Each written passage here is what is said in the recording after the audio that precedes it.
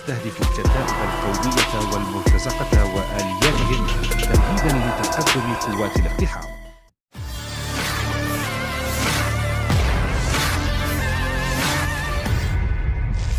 Inilah rekaman saat pasukan Rusia menuju desa Torskoye di Donetsk. Tujuan kedatangannya disebut untuk membersihkan wilayah yang diklaim telah dikuasai. Rekamannya diunggah di Telegram resmi Russia Today pada Selasa, 21 Februari 2023.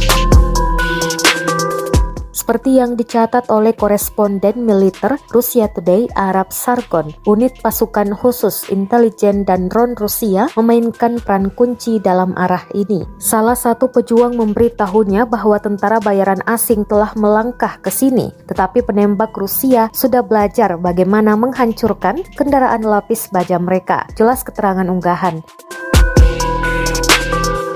Rekaman pertempuran langsung di area Torskoye juga ditampilkan dan diketahui Presiden Rusia Vladimir Putin melancarkan serangan militer terbesar atau disebut invasi ke Ukraina pada 24 Februari 2022. Invasi Rusia ke Ukraina telah menewaskan ribuan orang, mengusir jutaan orang lainnya dari rumah mereka, mengguncang tatanan dan pagar geopolitik pasca perang dingin pasar global.